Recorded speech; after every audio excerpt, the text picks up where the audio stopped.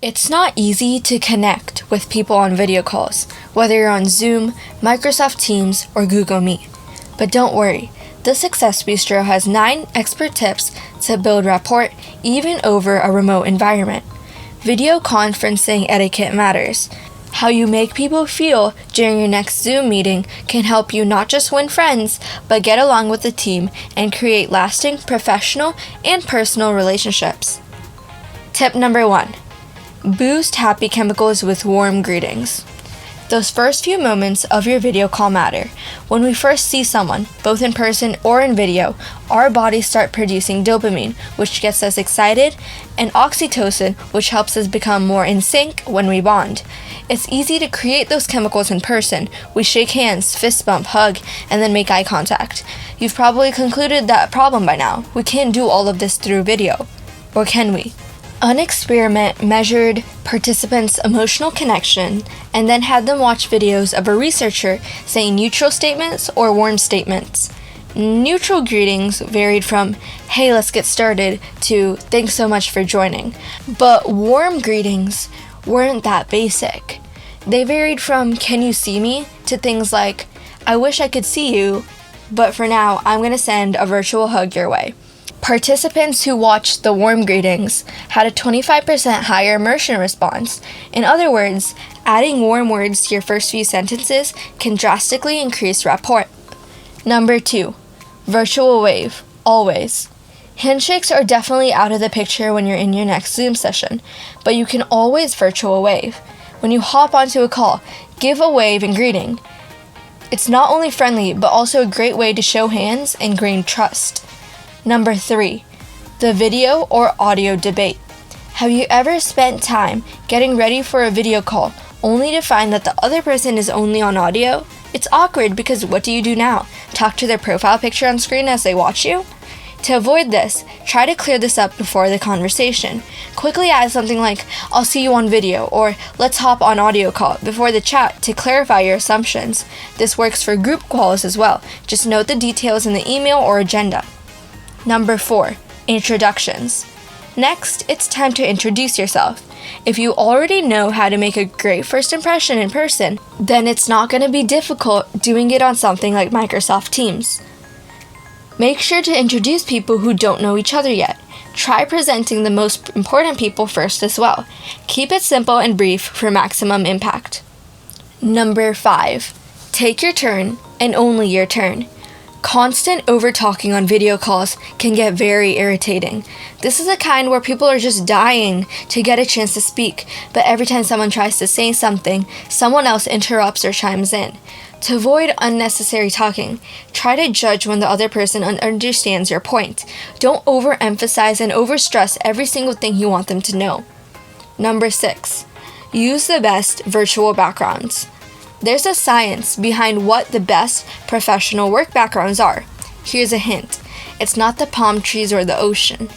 A research study gathered a diverse group of people who chose random backgrounds. Participants were then asked to rate randomly chosen models on intelligence, trustworthiness, professionalism, and approachability.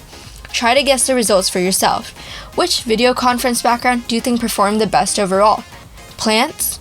Bookshelves? Art, candles, a blank wall, or windows, natural light? The correct answer is plants. People rated that someone seated in front of plants looked the most trustworthy, intelligent, and approachable. People seated in front of a bookshelf, however, were rated the most professional, though the least approachable. So add a plant or two in the background next time you hop onto Google Meet. Number 7, mirror, mirror on the call. Mirroring is when you copy someone's body language so you're in sync with their movements. It's a psychological hack that makes you more trustworthy and helps you subconsciously connect with them. In principle, mirroring works. In practice, it's a bit more complicated. Fine, a lot more complicated, especially on video. For starters, only the top half of us are showing, so unless we're standing on the call, we've lost the option to mirror legs, feet, and hips.